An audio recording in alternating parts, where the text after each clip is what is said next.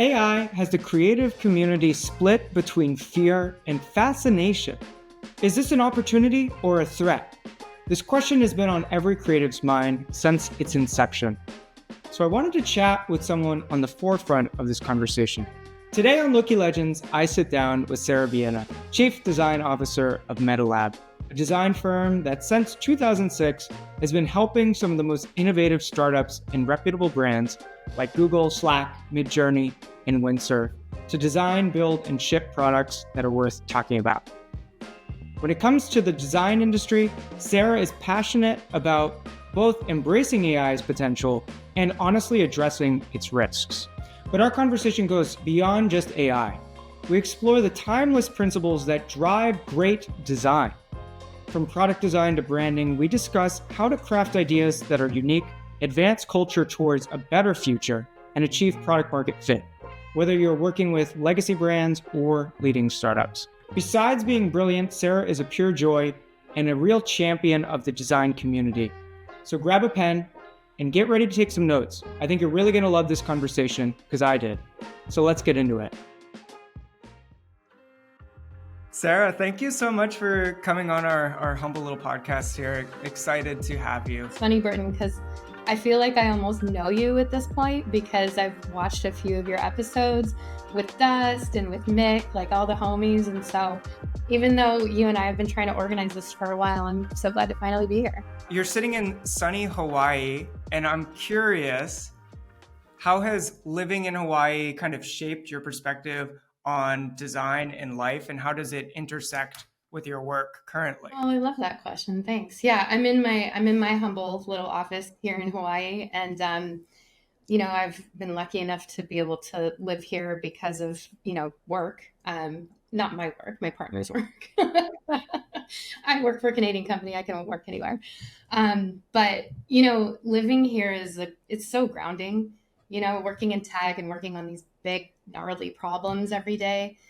I also work Pacific Coast hours, right? So I'm up early in the morning, but I have an afternoon to just get my body and mind right, And I think that's really important for the balance of being able to manage a career, no matter where you are in your career, but especially when you've got a pretty high pressure role and you're trying to solve some really earth-changing, hopefully in a good way, problems. Well, that was kind of where the root of the question was coming, because Hawaii seems like a very grounded, connected to nature and like Mother Earth kind of place.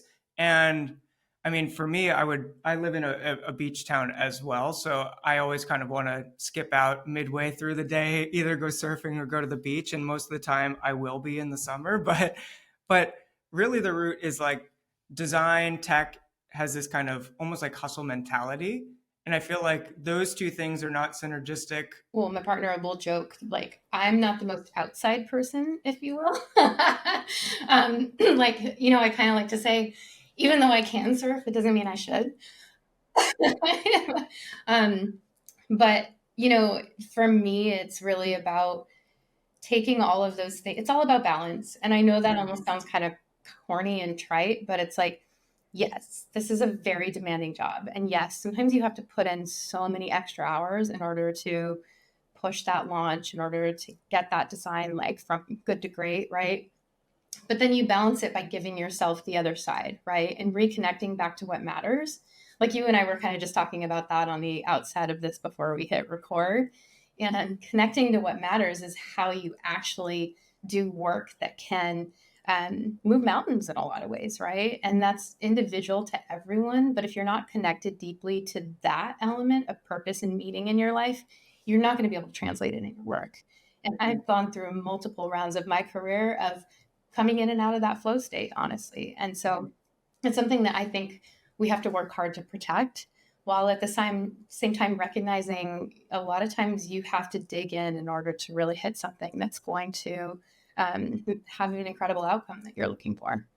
That's very, very true, especially because I know that there's a lot of science behind this, and I'm not the person to drop it or quote the sources, but just the time that you spend on either like your hobbies or outside activities and that you're not working, that your brain has the ability to connect those synapses and kind of solve the problems when you're doing other things in a more effective and efficient manner. So like obviously sleep hygiene is important, but also just like having more fun in your day actively makes you more creative and able to solve problems, which is a pretty beautiful thing. And I think is a reason to not, actively focus on the hustle culture of some tech, I guess like evangelists out there. Think about it. Why do shower thoughts exist? Why do you have your best ideas on airplanes, right?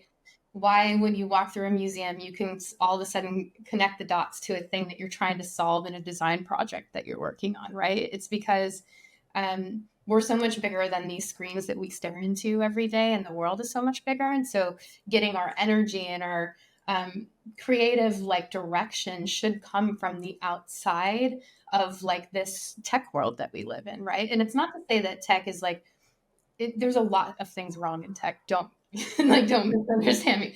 But to say that like everything is wrong is not necessarily, I think, the way to go about that. It's sort of like, okay, you can listen to the hype, understand that it exists, it always will, but then filter that like hell for yourself, right?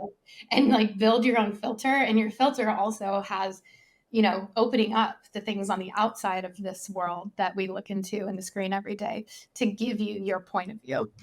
For every bad example, there's probably like 10 good examples that don't get as much media attention. So you really do need a filter and to maybe actively be looking for the positive, because the negative will always take up more space. David Byrne, right? He has a newsletter called Reasons to Be Cheerful. And I like make myself read it because even though sometimes I'm like, I don't want to read the good news, I make myself read it just so I'm like focusing on some good news, because you have like we're attracted, we're biased towards negative sometimes too as humans. Like we watch the train wreck, right? And so we've got to make sure that you're being honest with yourself about how you're consuming what's out there. Things have obviously changed a lot since 2006 in terms of product design, but what makes a digital product culturally relevant today? And how do you design something that doesn't just work but resonates and lasts in the cultural zeitgeist at large? Yeah, I love this question so much because I think a lot of people are trying to solve that right now. We're in like a big sea change in the moment. Like there's a vibe shift, and everybody's talking about, okay, what's the vibe that we're shifting to? And I think a lot of the same tenets apply. So it's right time, right hypothesis, right place, right? All of those things still are the foundations for being able to hit something that resonates. But there's also this idea of being able to click into a category that's really ripe for disruption. And so think about like how much work we could do in healthcare and mental health that I think we're just scratching the surface, right? How much work could we do actually in social media? Because right now it's just like an attention economy, which, as we know, we're definitely kind of going down into darker places in some of those areas. I think social media could still be an incredible thing as long as we're driven by the right reasons to have social media. And it's not just an end game of clicks, right? So, and views. And I think like there's a lot of cool opportunity to hit these other areas like storytelling and helping everyone like share their voice, becoming a creator. I think that like we're going to go from like these big mega platforms into all of these little sort of like sacred spaces on the internet that are invite only, that feel more intimate and cozy. And that's by design because there's been so much of this just like big wide world and everybody can chime in, but that's not necessarily for everyone. And so I think we're feeling this like sea change and being able to create new spaces on the internet and in real life through things that we've kind of broken in our culture, right? And then you can think about, because we're talking about like areas that are ripe for disruption, like the vibe platforms, right? Like that's going to be another really big space for people to, kind of hit that right hypothesis, right place, right time thing. And I think that like, I'm biased, that I met you because we're designers and we spoke in conference. But like, I think Designers also intuit this type of stuff. Like we understand the world and see patterns in the world that others don't. I mean, just look at the most successful recent companies that have been founded by designers: Stripe, Airbnb, Notion, Row, Linear. Like these are designers that saw a problem in that place and time. They had a hypothesis and they said, you know what, I can do better. I can fix this. And while it's not to say like, ooh, woo, woo, it's all in the ether, designers solve all of our problems, there is something to who we are as humans and how we apply that to the way we see the world and then the products that we produce out of that. And it's like an attention to detail, but also understanding consumers' needs, like you had already said, the desire to help. I think a lot of, speaking for myself, a glorified people pleaser. I'm happy to jump in and try to solve everyone's problems, even if you didn't ask. But yeah, I think those kind of things coming together does kind of make this maybe right recipe for creating at least like the starts of good companies or good ideas, which I think is essential in this day and age, trying to capture a really good idea. And then design is like what creates the ecosystem around it to really push it aesthetically into a direction that people can fall in love with. To your point, it's not to say that like just because I founded a company and had that right hypothesis and hit something that at scale I should be running that company as a designer. Those are usually two different skill sets, and rightly so. And I like that we come from sort of like different disciplines in a way, even though it's all design. It's like slightly different goals that we may be trying to hit for, let's say, my clients versus yours. But I think the bigger question here is, what are sort of like the fundamentals that create an exceptional product? If you could kind of name them, because ultimately we're probably have like the same type of ideas and goals that are sort of evergreen. But I'm just interested to hear from you kind of like what those fundamentals might be for exceptional products that kind of hit the market and truly flourish. The essentials are the things that we know, like the head and the heart, right? Like it needs to work, it needs to be useful, it needs to be rational, but it also has to hit the user emotionally in some way, shape, or form. And take something really boring and try to unpack that. Like, let's say you get a brief to design a productivity app or something, right? It's kind of like, all right, getting things done, we've been there. That's super boring. Like, but at the end of the day, having true utility and bringing that value to the end user and then adding that layer of magic for when they win using your product, right? They're a superhero using your product. That's where the emotion comes in. And so when you're designing experiences for it, you've got to balance those two things. Incredibly important. And so then you think about that and you think about, okay, AI is coming in and basically like going to be a feature in every single experience that you have. Hopefully not, but just because you can doesn't mean you should. But the idea of like AI can like do our laundry, right? Not now, but hypothetically Yeah. someday. And how amazing to create more room for creative pursuits for people, right? Like that's the human in the loop type thinking that I think we really need to design for when we're designing companies, but also when we're designing experiences, you know? Like imagine an ad campaign for an AI productivity app, and it's actually not showing the app at all. It's all the things you would be doing instead of doing your laundry, right? Or whatever the task is. And, kind of like Hinge was like designed to be deleted, right? It's that flip on there's usefulness, but there's also emotion for what it brings you at the end of the day. And so it's still like the form and function conversation, but we're continuing to take the bar and higher it year after year, right? And so even if you think about like the way that we used to put up with tons of jankiness in social media and like early days of using those platforms, we're going to continue to raise that bar and accept nothing less than perfect in a lot of ways, except those perfect environments have to just work, but they might not be perfect emotionally, right? They may be messy. Visual design might be messy and kind of wild. And so you can kind of see how that sea change is happening and relating it to branding. We're going from like the millennial brand, right? The brand that was like, the grotesque typography and the muted palettes and all the knolling just so, into what is a very chaotic feeling branding period on purpose because it's the pendulum swing. That's been an interesting, I guess, like process to learn on our end too, of the ever shifting nature of culture and the thing that we're all co-creating it together, no matter if you're millennial, a boomer, Gen X, Z, insert all the new letters that will be for the generations to come. But ultimately we create it together in this interesting, beautiful way.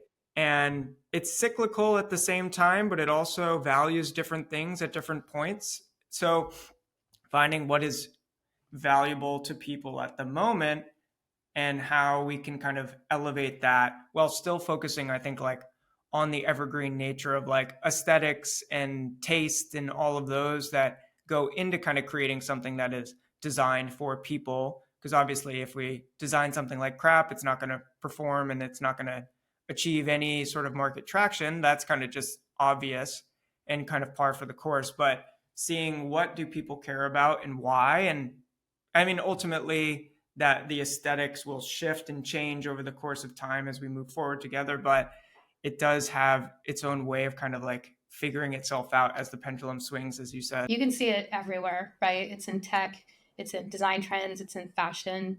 You know, when everybody started, like all of Gen Z kids started wearing the 90s clothes, I was like, oh, here we go. Right.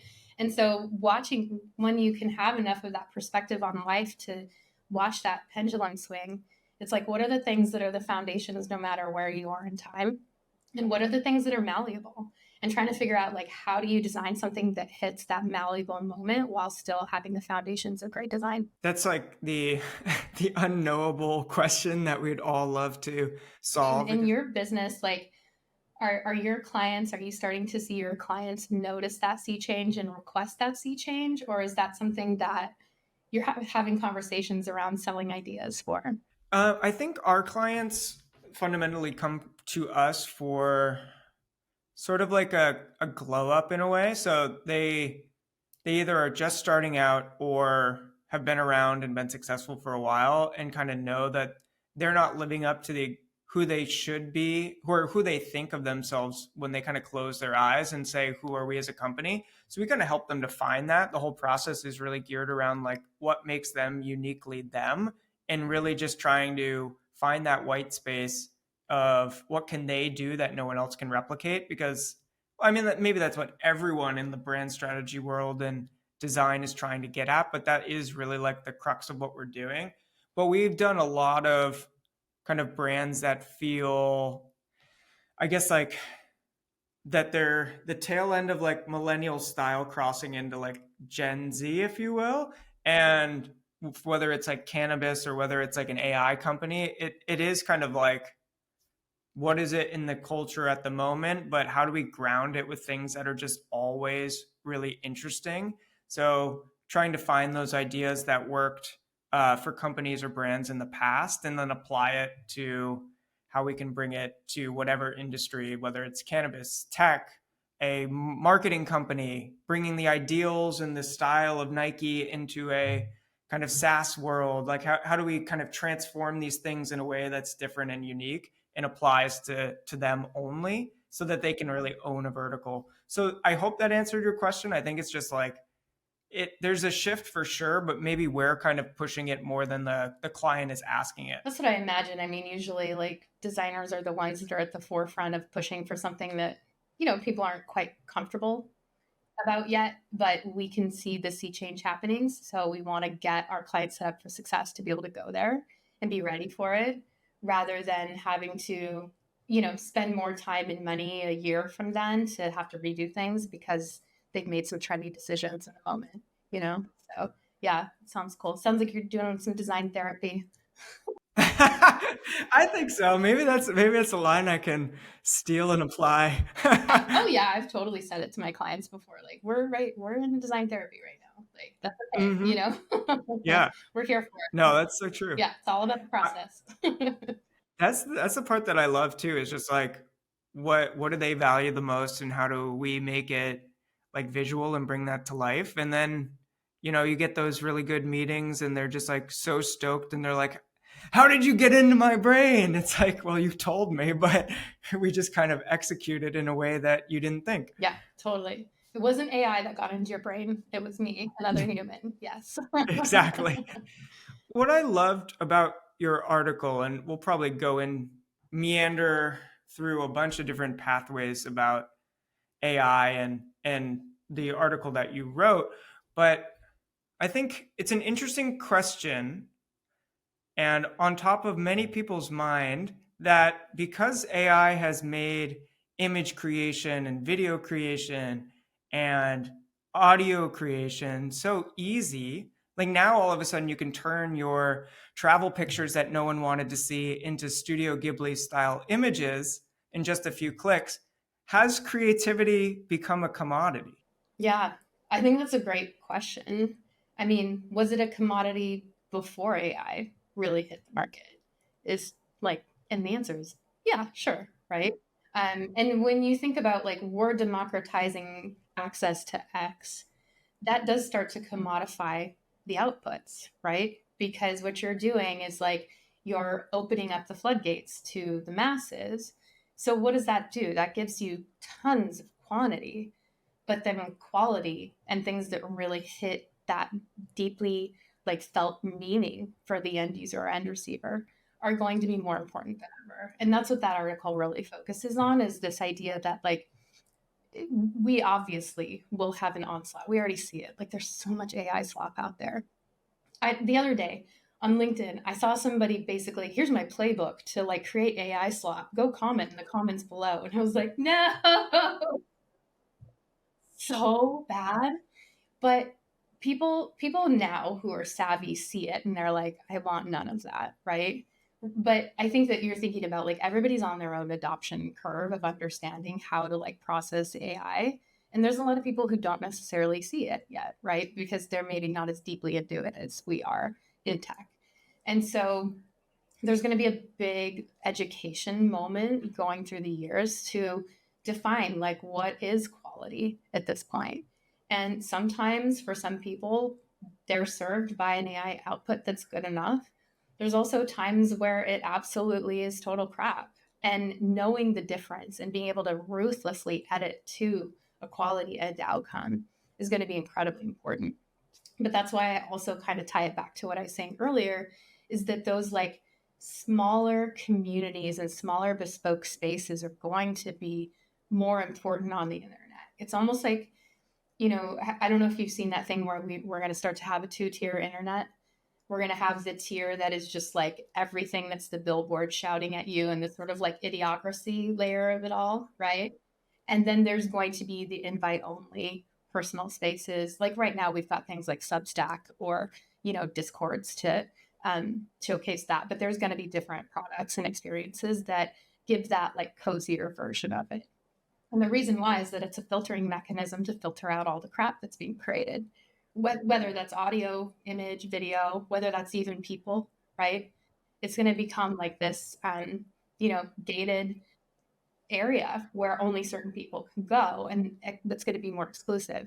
I'm not saying that's necessarily a good thing. It's just the forcing mechanism of what's happening when there's so much quantity out there and people are going to be looking for meaning, authenticity, and quality. I want to double click on the communities in a way, but before we kind of circle to the community aspect, have you heard the kind of phrase Sturgeons Law?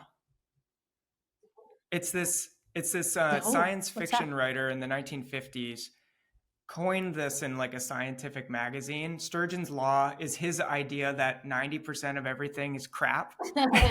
and and so if that idea was relevant in the 1950s, that there was like an overwhelm of stuff in this case like books, but that idea is just kind of accelerated today. So I like that just almost as like a joke where I'm like, I know I can scroll through Twitter or any other app or platform and see a bunch of crap and then see the one thing that's just like the golden nugget out of all of it.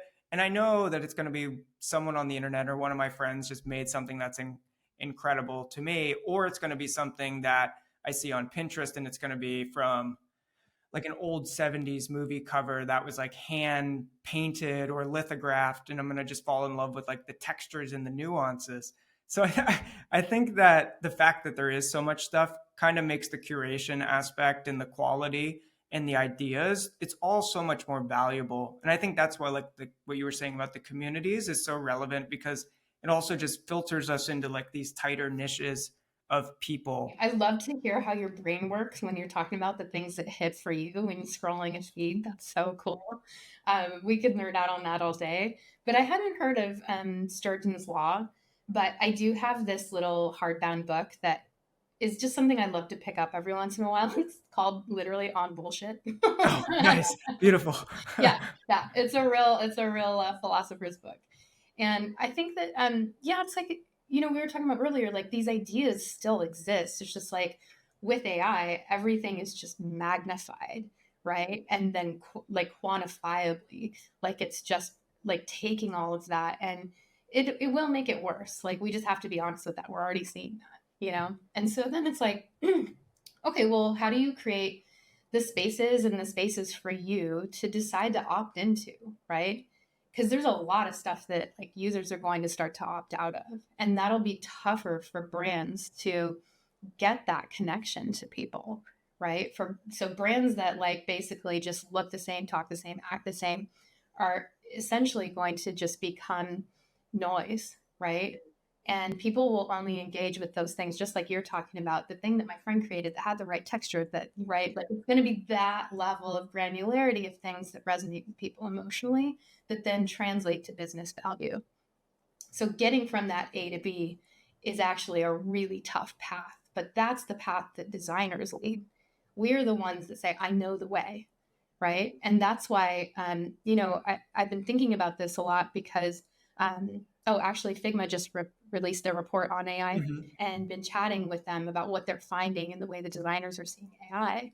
It's that kind of question of like, are we being threatened by AI? And is it going to take our job or not?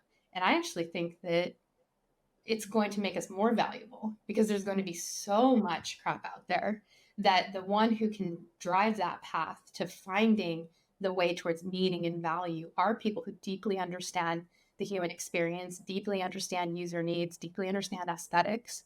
And so, although everyone who creates a successful product in the future won't have to be a classically trained designer, you're going to have that designer's mentality to get there. Guarantee it. Sometimes I have to remind myself is like, Sarah, you and I were like way too inside baseball on this kind of thing where like I look at like my friends like Facebook chats and like they just use like AI to like make a stupid meme and like send us Totally. like and like that's about it. I'm like, okay, so most CEOs don't have any time to kind of be fooling around with these tools to create the actual images or something that maybe like my team or something would do, especially to the level of quality. So how are normal people, not designers, using these tools? And is it just like the equivalent of like going on 99 Designs or Canva or buying a template? And the answer is probably like maybe or close to. And so maybe it just gives this democratization to people who previously didn't find themselves as quote unquote creative, and then give them like something to play with. And maybe they do make something that surprises us or that we don't notice as AI that maybe could bring a little bit of joy or maybe even change our perspective about it. So like that's the my positivity around it. There's plenty of other things that I feel like negative about, but I do think that when I remember, oh, okay, like that people aren't using these tools the same way that I may, and especially that quality aspect comes into play for us specifically. It's really important to take yourself out of your bubble. Like you and me are totally in the bubble. And whenever I have friends here in Hawaii in particular who don't work in tech at all, there's a decent amount of tech people who migrated here like around COVID, but like for the most part, people just have extremely normal jobs here. And I love hanging out with people who don't work in tech. Not to say that I don't love hanging out with designers too, of course. And it's just a different vibe because what you start to see is like right now we're just in this era of people figuring out like what's the funniest new meme that I can create. Let me turn my dog into a person, right? And like you kind of think about that and you're just like it's fun and a little bit weird and like that's kind of why it hits in terms of a meme. But it also is like, do you know how much compute power that took? And thinking about the implications of all of these things that hit and how they actually impact real human beings, right? Is something that I still think about. Like, yes, AI is here and it's here to stay, but in these instances, like, I just wish that the broader public understood the cost to compute in a way that like just made us a little more responsible about how we use it right now, you know. And that's the thing that I kind of am stuck on with thinking outside of our little box. And what you had said about the kind of early days, it does kind of remind me of like the earlier days of the internet where people were just trying to figure things out and it's like, oh, you can put an image on a website. That's pretty cool. Or like now you now you can make it an oval or contained in a mask. It's like, whoa. And what you had said about communities earlier is that we're going to have like that two-tiered internet. I think it makes me think of like the old days of forums where you would like have this specific Mhm. forum of these type of people that you would kind of interact with, and there was a niche little home for everything. And maybe there still is, but I think that on a broader level of the world and culture, it's like these X amount of social platforms or websites that we kind of do most of our kind of like engagement. And those little homes now I think are becoming, like you had said, the more valuable resources for people, especially since COVID, since a lot of people were, Yep. now there's like a rise of like run clubs, or now there's like a boom of other platforms or apps to kind of get you to get with actual people and connect in a real life setting. And I think that's a beautiful byproduct of maybe a terrible scenario in our time, but has now made it so that digital products are focused more on, in some cases, more on like getting people together physically. Right. It's all about connection. We're always just looking for our people, no matter what, right? Mm-hmm. Yeah. And we're either trying to get something done that is just like pure utility and like get it done, check the box, right? Like a lot of like working in the early days of the App Store, it was like it's got to be useful. You have to have utility on that home screen or your app gets deleted. That's not necessarily the case anymore, but you still have that deeply seated need to like get shit done, right? But on the other side, it's like connection. And what is connection about? It's about the human experience. It's about emotion. It's about feeling seen as a person. And so the run clubs, the crochet clubs, the water painting with wine clubs, whatever, like those are all about bringing people together so that you can live a part of the human experience that's enjoyable and joyful. And so, of course, like people who understand how to build experiences around that and products that capitalize on that, like you will see very successful businesses come out of it because it's such a deep underserved need right now. And we know, you know, let's just be honest, like a lot of our culture has been messed up. We have a loneliness epidemic, right? So we had social media, it connects people and divides people at the same time. Like, let's just be real about that. I'm not saying it's inherently bad or good. We have to like, have to get into the details to look at that. But then now we're starting to design AI chatbots to combat the loneliness epidemic, right? So we're putting tech on top of a problem and just continuing the cycle of that. And I'm not saying that AI chatbots aren't useful. I think that you need multiple modalities in order to like be a human in the world today. Exactly. So I don't judge that, you know? And so it's kind of like, right, as designers and as people, we build businesses, right? That's who we are. So advocating for a business that's based on the principles of making the human experience better are going to win, right? It's like as long as you can execute there, that business will win. You know, take Airbnb, case in point. I think about the kind of the in shittening, that kind of article by Corey Doctorow? Doctorow, yes, Corey Doctorow, and about kind of how products incentivize early adoption and then slowly start to decline. And I think leadership is kind of an important aspect in that. How do we as either company leaders or leaders in the design industry to kind of influence those decision makers to kind of think about the humanity of these products so that they can be for the benefit of everyone and not just the stakeholders or the board of directors or the stock price. So I mean those are bigger, broader conversations, but I think we can try to influence that in any small way that we can. Hell yeah, we got to fight the good fight, right? I mean, I don't know, like, otherwise, why do this job? You know, I mean, like, earlier in my career, I was fighting the good fight in service of like the right color palette or typeface, and now it's like it's a level higher around like the impact of the things that we make. And so, yeah, like I do think that we can take an alignment of what people need and what business needs and still win. I really still believe in that because ultimately, why, how can we actually do that? It's because people are still making the purchase decisions, right? And we know that humans are inherently flawed, but there's still so much good that people will buy into and truly vote with their wallets. And I believe that. So that's why we earned our seat at the table. We should also continue to have that seat at the table. I think it's funny how like a lot of AI companies kind of lead with this idea of like making things more efficient. Okay. When I think about the tools that produce like images or music or art, I've never met an artist or a musician who said, "Man, I wish I could make this faster."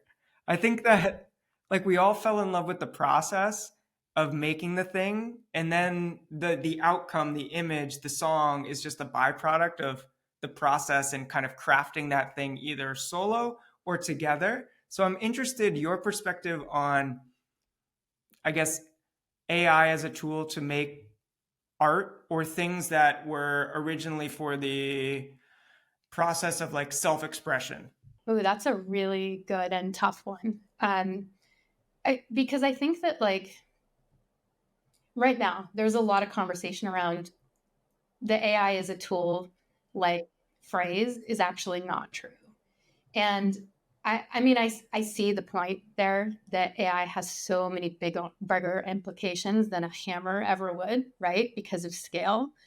But I still think that like those who know how to use the tool in the right place at the right time will ultimately have their creative process benefited. The thing that doesn't necessarily like I am not an illustrator, I am not a musician, and so I do know that a lot of those communities are very much impacted by what's happening in the AI space right now. And so you got to hold space for that, right? At the same time, I think that we're going to get to a point that um, the the craft and the ingenuity and the authenticity of the things that we were talking about earlier still will shine through as people's like eye for what is AI and what is not kind of is honed. And sometimes something that is basically prompted by AI is entirely appropriate when adjusted correctly, when prompted in the right way. We just worked on this really cool brand for this company that allows you to own your data. And we used it in our creative ideation process, right? And then we adjusted things at the end for the outcome. And I think that like what you can't do is just like prompt something, take it at face value, and ship it, Yeah. right? But at the same time, like there is that idea of being able to use it as a creative partner and a creative tool that can be really mind expanding. And at the same time, like yeah, you're trying to make a deadline, right? That's why we actually want things to go faster. Is art you're trying to make that deadline, and that's the business side of things of saying like yeah it's time to deliver, but there's also that as a creator and an artist or designer, I'm not an artist, I'm a designer, it's that there's a time to move on too, right? And that time to move on can bring you on to the next really cool creative problem. And so using those tools in that way to get you to the end outcome so that you can deliver something you're super proud of, if you're going to build some efficiency in that with AI, I think that's nothing but a boon for us, honestly. But like I said, it's a really nuanced conversation depending on what your job role is. We have one client, a musician, so we have a lot of conversations about either the creative industry at large or how kind of tech affects kind of everyone in these kind of more niche or artistic communities. And so it's been particularly top of mind, but it's been interesting kind of seeing the changes as they unfold. And this quote, and it's from the musical Sunday in the Park with George, really has stuck with me ever since I heard the lyrics from Sondheim, but I'll read it verbatim here. You just had this quote pulled up. I love it. There are only two worthwhile things to leave behind when you depart this world of ours: children and art. Wow. And I'm not Yeah. sure if like AI fits into that narrative specifically from this perspective. And it's very much through the lens of the artist and the creator and the craftsman. And I think about it in a perspective of, if I made a handmade piece of furniture, I want to pass that down to my kid.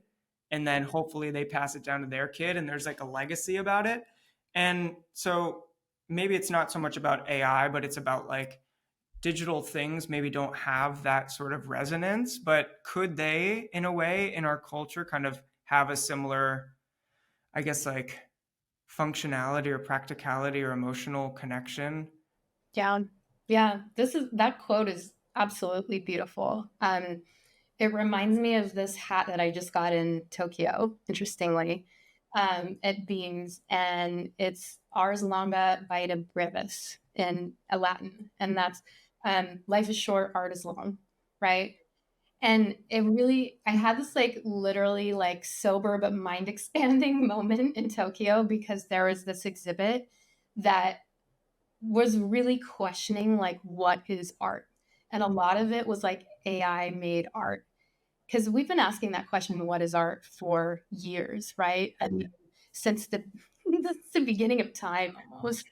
And so you start to apply that AI layer to the what is art question today. And I think it's a fascinating space for artists and non-artists alike to think through, because you can look at things that are output by AI. And let me tell you, like a lot of this exhibit in Tokyo was like creepy as hell. Like it was so bad.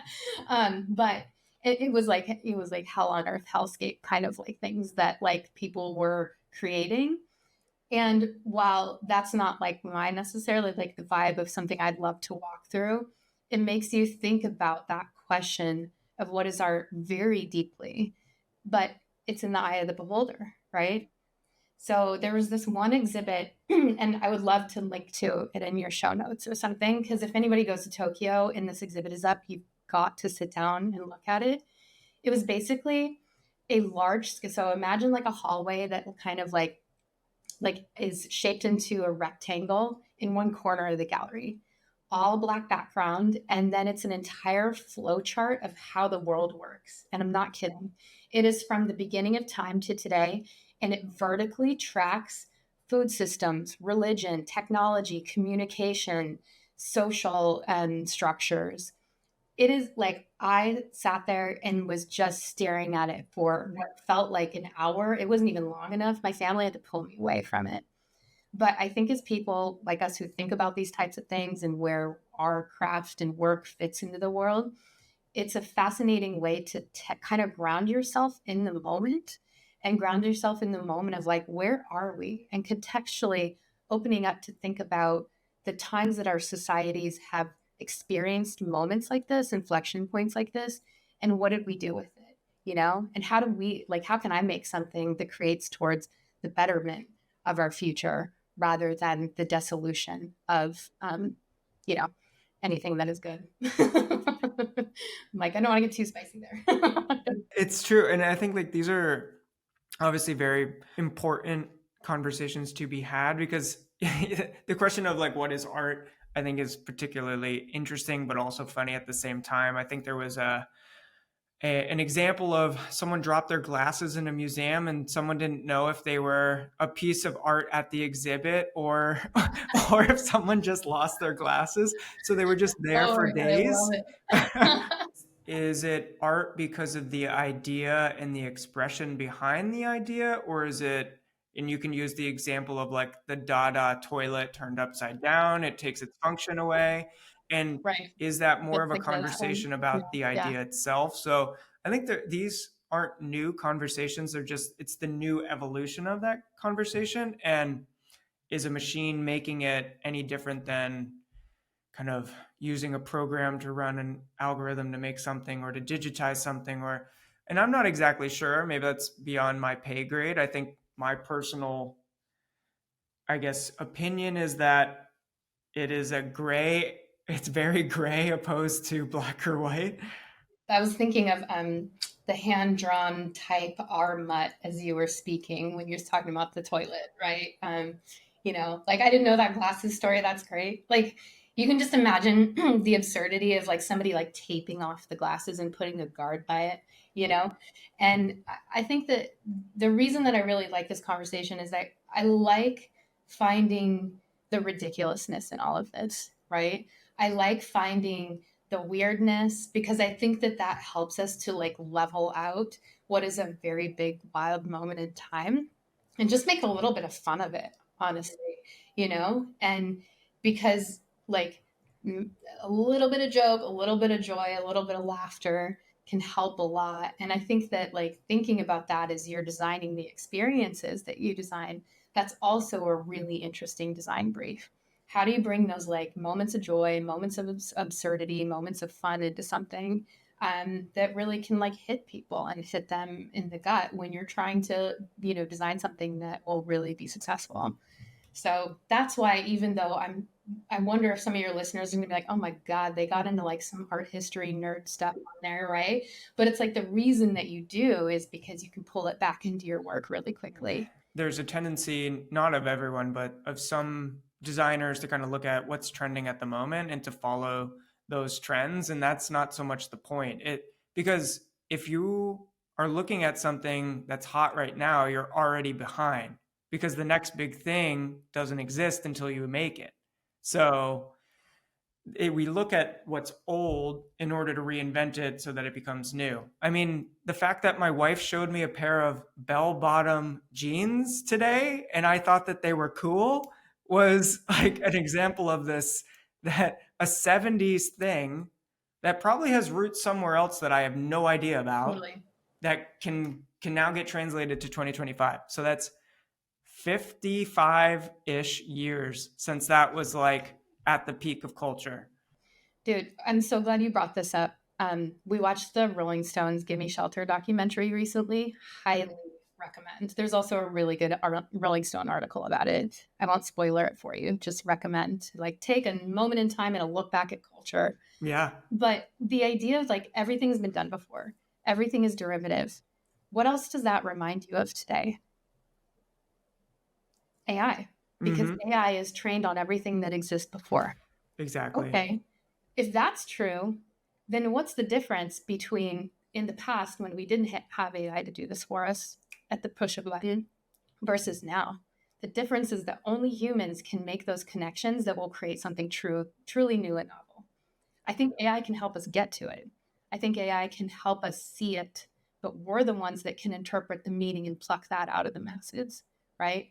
And so I think it's a really interesting way to look back at the way culture recycles itself and then think about that in the context of AI and what it's doing to our practice too. That specifically because it's only scraping like the surface of everything that you tell it to. So you are getting these specific things that are maybe more top of mind on its brain, for lack of a better way to explain it. So it's kind of like the filtering, the layering of ideas and your perspective that really makes it unique. And I think that's the same way if you were doing it by hand or with a team.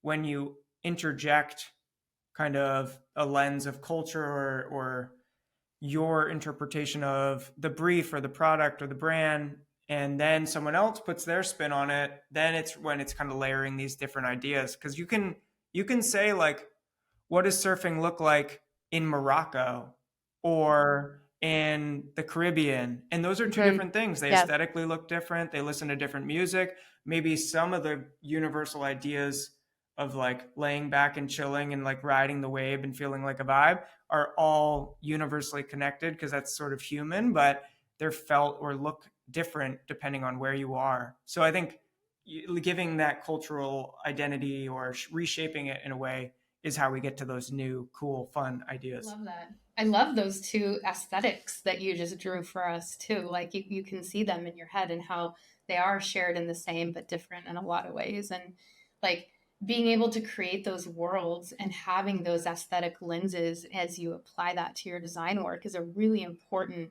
skill to hone. You know, like you're making a vibe. You're taking like a way that you can see the world or want to see the world, and you're creating an entire vibe around that with your visual design, which is such a fun. That's why I still love this work, right? Like even though a lot of my job is not as in the file as it used to be, right? The creative direction part of my job is still my favorite because of what you're describing. You can create these worlds that are ones that are only from you. Of course, it's inspired by everything that's existed in culture before, but you're remixing it and creating something that should hit the brief, right? But also hit that part of you that feels like there's some real meaning here that wouldn't have been created with just some basic, you know, throw and I don't know, a Fiverr interface visual design on top or whatever.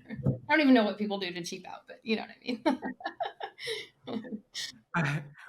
Apparently, they go on Dribble and ask if we can produce something for $50 because that's what I've been getting a lot recently. Yeah, and the answer is no. Yeah, exactly.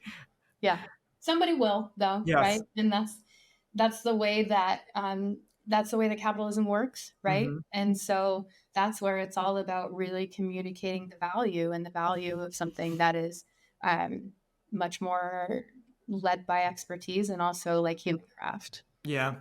Expertise, human craft, those are huge ones. Self confidence in your ability and your work is another huge one. Always an important thing to sit back and think about your own self worth and in not just in your job, but just like all of your value as a human being. Because when you don't feel confident, it shows in your work, it shows in your storytelling, right? Like it comes through. People feel it in a room, you know, whether that's a physical room or, you know, on a Zoom call. Yeah, exactly. It's easier to like obfuscate on a Zoom call a little bit because the screen gives us that layer of protection, you know? Yeah, And they don't see the cold sweats. yeah, I know. I remember when we met at awards and we were talking about all the speakers and how everybody was feeling, and I was like, "Oh yeah, it's way different than presenting on that Zoom screen." You know, like you're in front of this big audience, and you just hope that you don't like trip or fuck. Well, exactly. In a room full of your peers or people that are like, "Why are you on stage and not me?" Oh, I know. Designers are like the most brutal. Like we're sweethearts, but we're also brutal. So true. Yeah, yeah. I know that we've been touching on this beautiful article that you wrote, and I think that this is a really great summary. And the article is called Designing a New Relationship with AI. So that's why we have been diving into all these aspects of AI. That's for the listeners out there. But I think this is like a beautiful summary. And one of the nuggets that I really took away: only those who create compelling experiences will win, triggering 5 fundamental shifts. So those 5 fundamental shifts that you've laid out are going from overwhelming to curated, which we've touched on, kind of these niche kind of groups or experiences. Um, Going from clickbait to valuable, which we've definitely talked about, creating valuable products or just like experiences in general, which are incredibly important. And I think we all need a little bit more of. Going from questionable to unique, going from generic to trusted, and going from rigid to generative. So I'm going to open it up to you, Sarah, if there's any of those points that we haven't talked about that you'd like to dive into a little bit more. We've talked a lot about this, a lot of like highfalutin shit today, I right? love that Because shit though. yeah, you know, and I got it. Hey, Dust, I hope you're listening. I listened to yours. You know what he said to me? He goes, "I thought your talk was going to be so fucking boring," and I was like, "Okay, give me the real," you know. And he goes, "No, but I was listening to you, and I'm like, she's a philosopher," and I was like, "I don't know, it's just like my default. I'm such a nerd, you know, like." That's my strategist brain that like just goes into those modes when I'm thinking about all these implications on culture and all the stuff that we covered. And so I think like a lot of those first ones we got into, but the one that's kind of on my mind that's more about the craft and the technical implementation is this idea of generative interfaces and like what does that really mean? And I don't even think we've cracked into it. I think you can make like a shiny little demo of like an interface changing as it needs to, and as it's either prompted or the AI like infers that it might need to change. But I just don't even think we've really cracked the surface.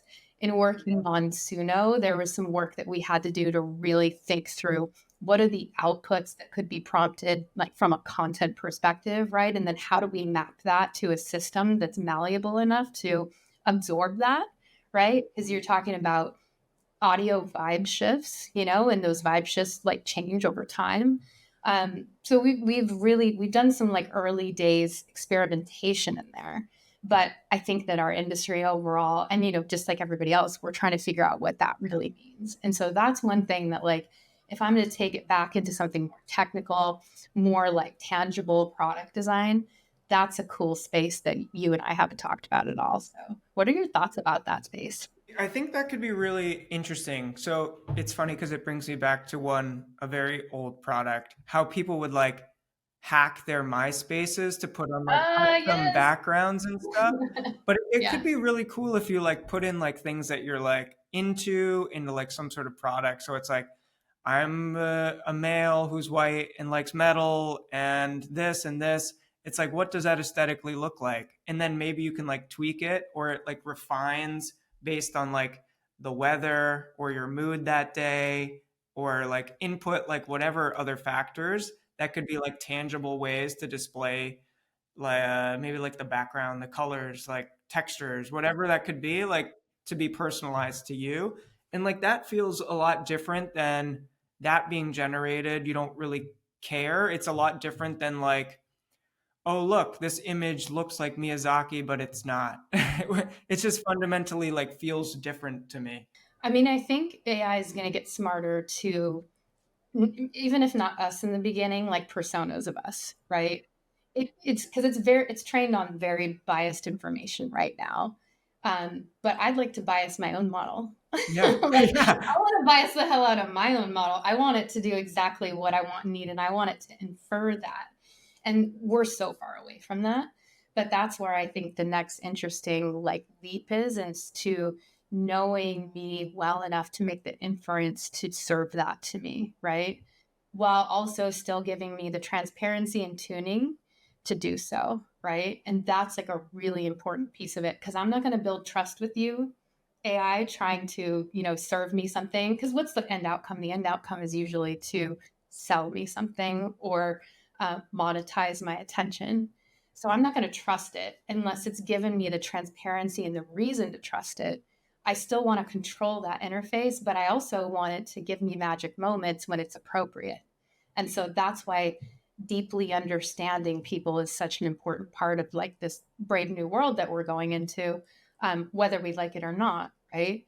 And there's also, people should have the opportunity to opt out too if they want to opt out, because if if people feel exploited, they won't use products in the long term, right? And so it's really building trust through the experience to be able to, like I said, bias my own model so that I can use that thing, and I want to pay good money for the thing if that brings me value. I like the idea of biasing your own model because I think like people are starting to do that with like the writing aspect. You can like train models on you and like your writing style. I'm sure that helps writers to put out like, let's say, like newsletters or write like marketing posts or like little quotes that they've already said before or things like that. Or and that's something that I haven't like done too much of, but like having the capability to get out your ideas maybe more efficiently is nice. And even if you are like doing the hard work, if you're like a writer in this instance, like putting in your 2,000 words a day and then whatever else you're doing on top of that. So I think from that perspective, it could be like extremely valuable, but then it's just like, where does it come in later down the road for all of your tools or your image making? I mean, what you're hitting on is that editorial, that curation layer, the thing that takes it from something for the masses, or just feels like it was spat out, to something that feels really bespoke and true to you or true to whatever you're trying to produce. Like honestly, like there is value in that. We can't lie. Like we still have the problem with the kind of like garbage in, garbage out, right? If we don't know enough about you, we can't produce something of value. And so that's why I think designers still deserve a huge seat at the table in this equation, and something that we're going to be able to hone over time. And I don't know, like, if you been doing any of like the tests on like ChatGPT or any of the models of like draw the space where you want to send me, or the one I talked about before, which is like draw a picture of me type of thing. Have you tried any of that? I haven't yet. I was curious about it. I just tried to get it to like turn some like just like pictures on my phone into like other styles, whether it's like Van Gogh or blah blah blah. But that's kind of like old news. You can do so much more. I will have to do that. Recently I've just been changing diapers, so I know. Oh, hats off to you. That's like, we don't have time for that silly stuff. Well, the reason I ask you if you tried it is because when I first did it, it gave me like this dark haired, like kind of skinny looking, like white Mm. man was a depiction of me based on my ChatGPT history. Oh wow. Yeah, which Oh is like, nice. yeah, it's all good. Like, I work in tech, whatever. Like, so I went in recently and asked it again, and do you know what the output was? It was like this like weird like oil pastel drawing of like a beautiful mind. Oh, really? I know, and I was like, oh my gosh, this is what Maybe it knows AI. you too well or not I well know. enough. Oh boy. It was embarrassing, but I had to save it down because it was like, okay, this is unreal. And it was very dark looking. Oh I was no. like, why is this judging me so hard? We've talked a little bit about kind of moving from attention to meaning economy. And then I think we just kind of talked about like sort of like a level of distrust versus transparency, which is pretty important in terms of this relationship with AI, because there's obviously been certain scandals, or you can only put in certain information to feel trusted because it's all being trained on. But how would you see these two, this shift number three of distrust versus transparency? I unfortunately right now, I'll just be honest, I'm seeing it play out in really shitty ways right now. You know, like for example, we were talking about like the meme jokes that happen, like, oh, make me and my family in the style of X, right? And then that like blows up on socials. Or sharing other things that you think are just kind of like fun little memes on social media. Your social graph is basically like ready to be plundered by somebody who wants to exploit you and who wants to actually like in some way shape or form potentially swindle you, right? Like, let's just be honest. And so I think like more than ever we have to be really careful about what we feed into models. We have to be more careful than ever about what we post in the world. And the reason why is because it's just like the floodgates have opened up to being able to, unfortunately, monetize, take advantage of people. And so that's something that I'm seeing around that theme right now, that even a lot of this vibe coding stuff that's happening, like developers are, and nefarious developers are putting together packages that actually have malware that are embedded in these packages. And so people are downloading them, like, let me go vibe code something. This would be really fun. Then meanwhile, they don't realize what they downloaded. And it's a huge security concern because you're opening up, um, I don't want to get into the details of like what actually you could Mhm. do, because then I don't want to give away Mhm. more. Giving away bad ideas, Yeah, but yeah. but basically, like you're making yourself very vulnerable when you're connecting A to B to A to B to C to D, right? And depending on what data is in that connection, you could be opening up the potential to expose it. And so it's just this moment where I've always been a little bit of like sus about people, even since I was a little girl. I've always had the like my intuition, my knowledge, whether you call it a pattern or intuition of knowing when somebody's sus in the room. I've always had that. I carry that to the internet today, and I think people should be sus of everything. Like in this moment, that AI newsletter, the Neuron, yesterday recommended that you create a safe word with your family, because AI like voiceover is going to be a new thing to basically be able to exploit people. Wild, right? Yeah, that is a wild thing. I was thinking Yeah. about that earlier today. I was like, oh, There's enough of me on the internet with these podcasts that you could copy my voice pretty easily. Yeah. So don't call me and ask me for 10K, Britton, Yeah, you know. exactly. We got to talk about it. If you don't talk about it, then you're not educated on it, right? Like education is so important today. And so this idea of distrust, we should distrust. I'm very much of the distrust and verify, right? And I think that that's just, it's a kind of a shitty way to roll through the world. I'll be honest. Sometimes it's made me a little bit more pessimistic than I would hope. But at the end of the day, it's towards a bigger point of like trying to live like the best life that you can and do the right thing by humanity as that you can, you know? I like to sometimes describe myself as like a short-term pessimist, long-term optimist, Yeah.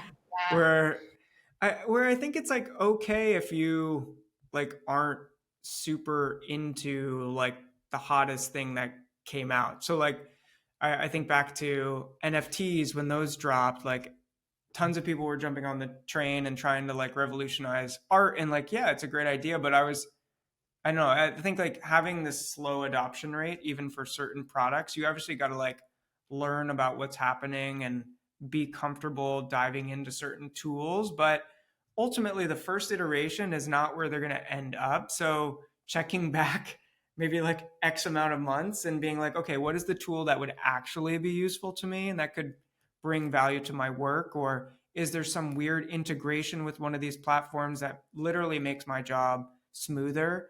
Like one of my team told me about a plugin that can bring a script in from like a Google Doc or Chat GPT into After Effects so you can queue up animated videos with a script. And I was like, that's a beautiful integration of technology, AI, to just like make something simpler. And that's like obviously happening in almost every product now. It's like over the course of a month, it was just like, now it's in Notion, now it's in Figma, now it's in this, and and I think that's just how it's going to be. So where I'm really leading us is that when this all becomes just like yesterday's news, it's in everything. We have like AI fatigue.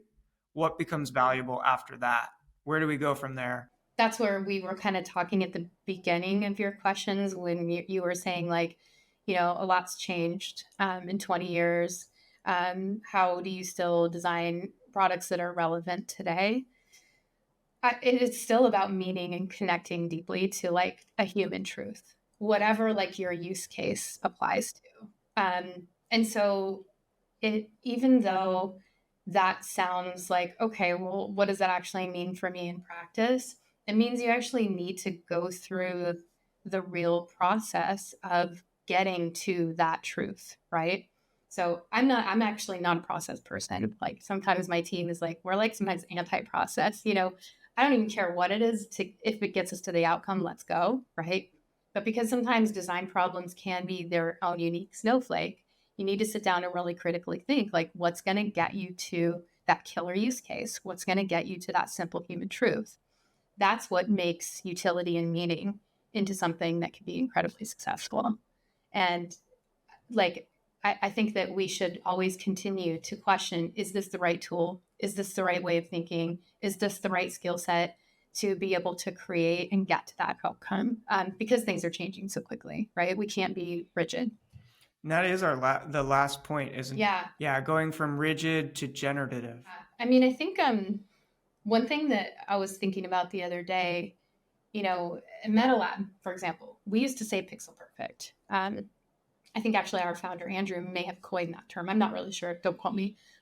But pixel perfect is a thing that, you know, floated around design for years. And we're definitely moving away from this idea as an industry from pixel perfect because systems and interfaces are going to need to respond in realer time than I think a rigid system can accommodate, right?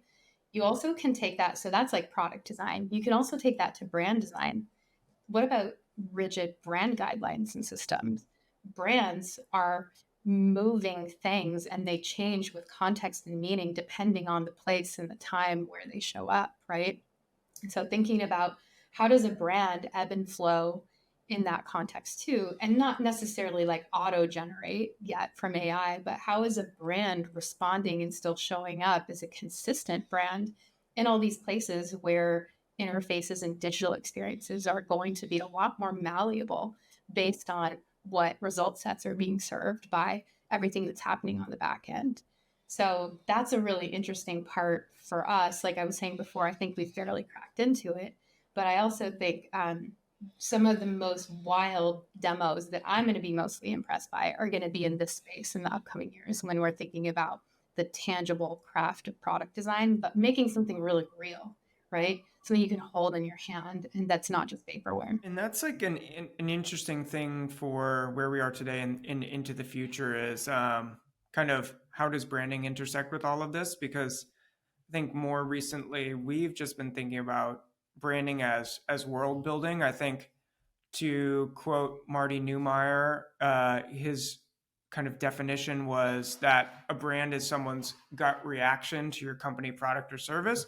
And I think that's true. I think when we intersect that with like this greater universe that you're creating with tone of voice, aesthetics, artwork, video, and all of these touch points that are digital and physical, it really does become a world down to the point where you can like picture what a Nike hotel would look like and what candles they have in their bathrooms. And that's just like one big example, but you could do that with any brand that you're particularly into and kind of think about how you could expand it into a greater world of what that brand could be. Yeah, I think you bring up a really interesting topic of world building too that we haven't quite got into, which is like the controlling the experience and the narrative from a brand perspective, right? Because like those really highly luxe, like premium experiences are so tightly controlled. Think about that, right? And what's interesting is in the digital space, we've got some control, but especially with AI and models that we're using to power these experiences, sometimes the control is a lot harder to nail down, right? And so the quality control aspect of digital products is a really important one when we think about designing these worlds that are going to be in that tier that's paid, in that tier that's secret and behind locked doors, making sure that it's always still serving up the brand promise, which the brand promise can't be putting out crap, right? Even brands that are silly aren't trying to like spit out result sets or things that are, you know, not useful to the people that they're trying to speak to. So that's going to be a whole other interesting space that element of control, that element of the ability to be able to really make sure that you can contain that and keep everything tight to the details, little big details matter, and all of these interactions is like the next new frontier, in my opinion. Because I think no one wants that rigidity, that pixel perfect kind of structure when you're trying to innovate on a brand or trying to push something in a different direction.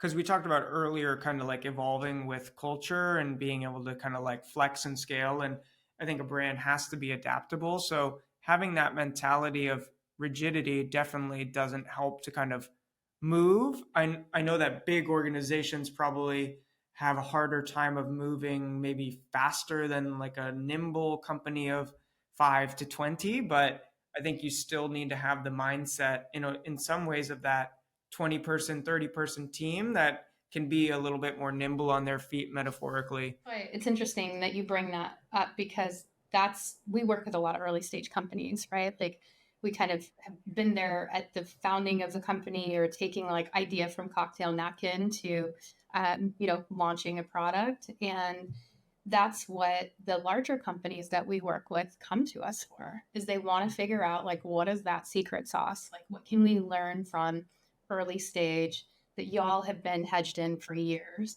what can we do to apply that to our business? Not everything applies, and let's just be real about that, but what can we use that makes tons of sense for us to get towards our end goal?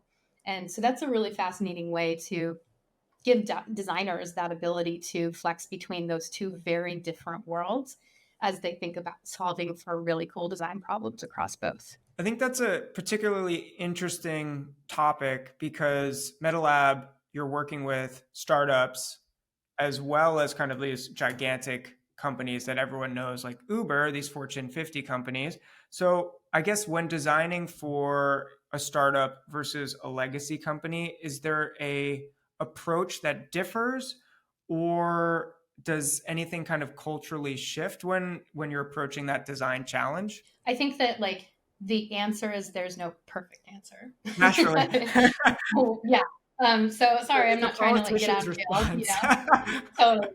But it really comes down to ultimately like what's the end goal, right? What does success look like? And figuring out like, okay, if we can all agree on that, which sometimes you get stuck there, right? Then we can figure out how do we unpack what we need to do to get there. What needs to be done? Who's best to do it? A really good tangible example is like in a lot of more enterprise environments, you need big ideas, big storytelling. You need to sell the idea. You definitely are going to, even though like we're a little allergic to like deckware, you're going to need to tell a great story in order to bring people along, in order to like sell the concept or sell the design, right? It's just part of it because, imagine the persona like I'm a VP at some big, really well known company. I won't, name names. I walk into a room, I'm being told I'm a stakeholder in this. Who the hell are these people and why do they bring me value, right? Like there's a time and a place for that, and that's in those spaces where you've got a lot of the more late stage enterprise companies and their structures that just exist, right? They just do. You can't change that. So you have to work around it and you have to figure out how to get like what is your goal and how does that map to the business goal. How do you get that sold through in an elegant way that feels natural and that feels like for us like MetaLab, like we very much are about tangible design. You can hold it, you can see it. We even have some enterprise clients who we've actually trained to just fire open Figma with us and follow along so that we don't have to go through that rigmarole, right? But there's a time and a place where you really need that. Whereas like you contrast that to earlier stage, and in those earlier stage places, you're looking at moment to moment what needs to be done, who needs to design it, who needs to build it, and working a lot faster. But either way, I think that like we have to create space for going divergent with the way that we're handling a design problem. So we have this concept called Tarantino's that one of our design directors a really long time ago, like kind of he wrote a Medium article about that I'm sure you can find on the internet. And it's really just like at the end of the day, it's about taking all of the ideas, getting all of the ideas out there quickly, just a quick sprint to say what works, what doesn't. And you can do that with feature set ideation, you can do that with flows, you can do that with visual design. But the more tangible design that we have to hold, to feel, to look at, instead of talking, the better.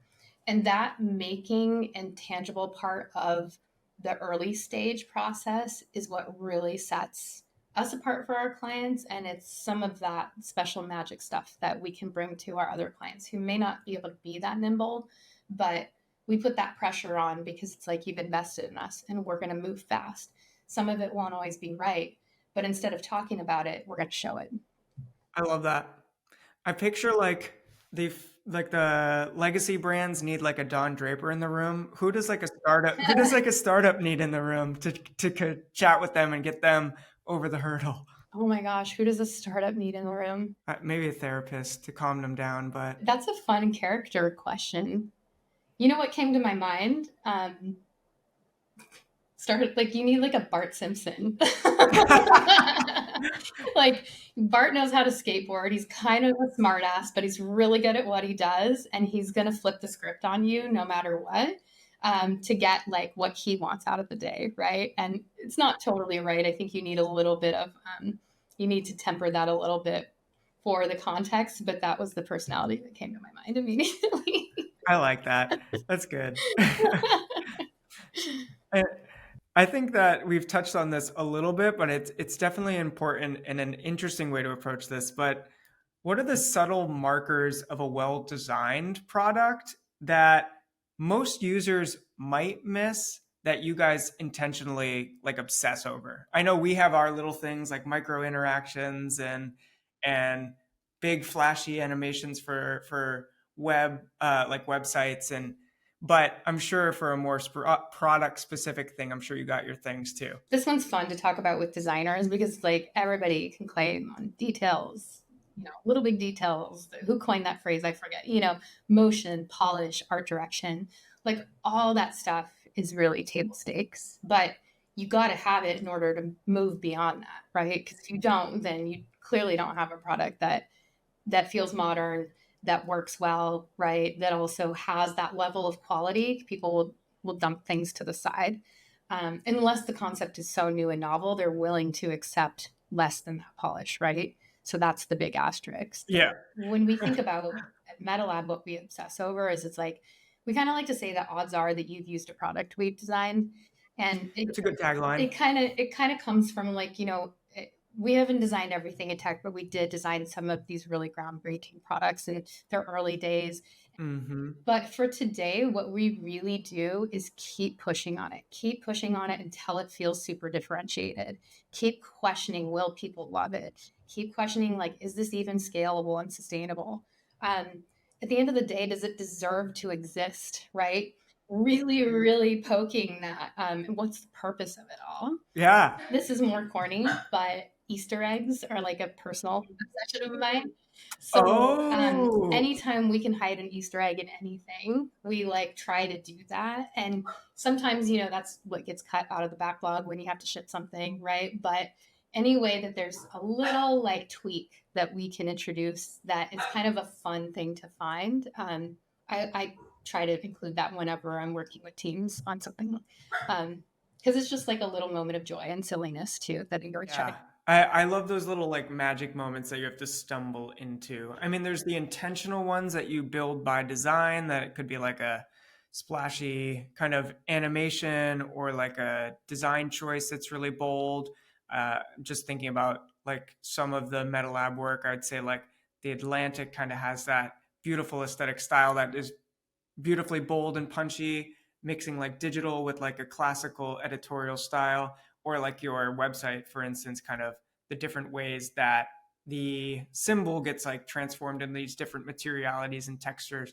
Like that's a bold, intentional magic moment, especially with the interactivity interjected.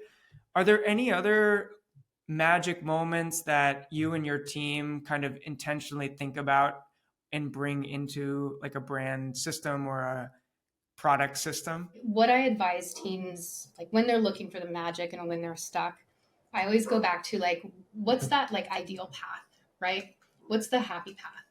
And finding those moments in the path that you have an opportunity to really turn that into an emotional moment and a payoff for the end user, figuring out what that looks like. And going deep on that and divergent on that until you hit something that feels like a really big aha moment. Sara, we are coming to a close on our time, but I'm curious. I'm excited to hear if there's any wise words that you would like to share with the audience before we wrap up. I think right now a big question is like, a lot of your questions were around this. It was like, how do you design and build something that resonates at the end of the day? How do you hit product market fit, even though we weren't talking about that pretty deeply? And I think like the answer is like, don't compete on tech sophistication, right? Compete on user experience. And I mean, when I say user experience, I also mean brand experience, right? Because they're one and the same, in my opinion. Yes, they're two different disciplines, but they live together. And, take that brand promise and fulfill it in the product. And if you do that, you're helping people achieve tangible outcomes, but also outcomes that hit them on an emotional level, like your product will win.